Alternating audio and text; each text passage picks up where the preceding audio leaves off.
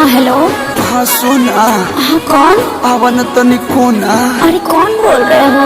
अरे हम तार पूछू बेबी, नंबर भी डिलीट कर दियो क्या? अरे नहीं नहीं, आवन डीजे बाजता बस तार आवाज सुनाते नहीं। बस 2 मिनट रुक जाना।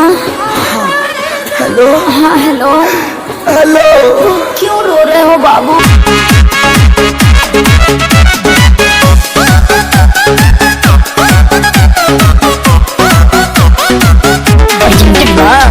आदिशक्ति फिल्म्स।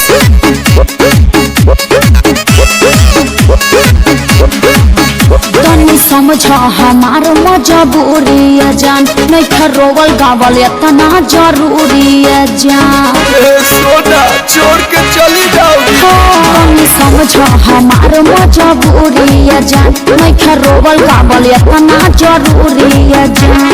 बड़ा तू बेचैन तया जमाए हे जे सोवत के देखे आई तोहरा दुआरा पर बाजत होई डीजे, दुआरा पर बाजत होई डीजे। होई दीवाना के कुर्ता लोरवे से भीजे। पूछ लो, पूछ लो। तोहरा दुआरा पर बाजत होई डीजे, होई दीवाना के कुर्ता लोरवे से भीजे। पूछ लो, पूछ लो ना।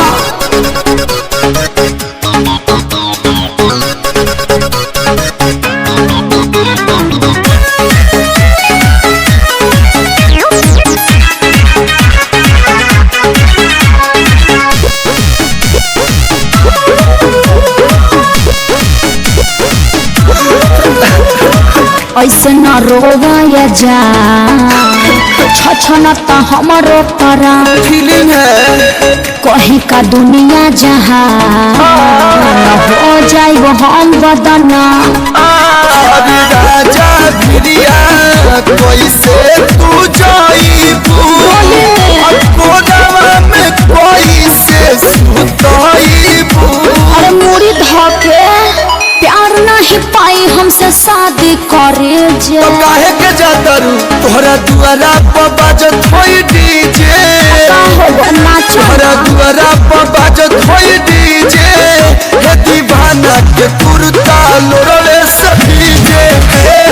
पूछ लो, पूछ लो। तोहरा दुआरा पर बाजत होई डीजे, हे दीवाना के कुर्ता लोरवे से भीजे। प्यास के आंसू तो आंसू निकलत रही यार।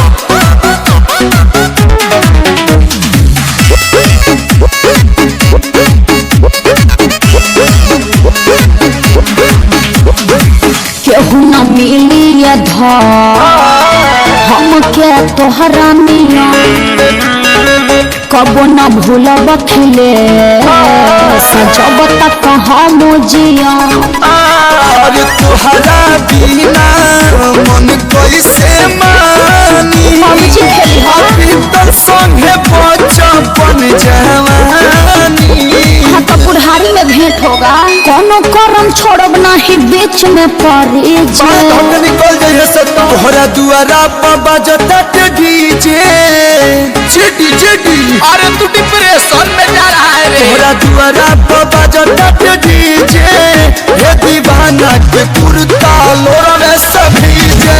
कुर्ता दे दो पलू के केनी है। तोहरा दुआरा पर बजता डीजे, हे दीवाना के कुर्ता लोरवे से भीजे। ए बबुआ कुर्ता में गाड़ी ले रहा। उल्टी बोल गई। बाय बाय टाटा, अलोर से सनी हो आटा।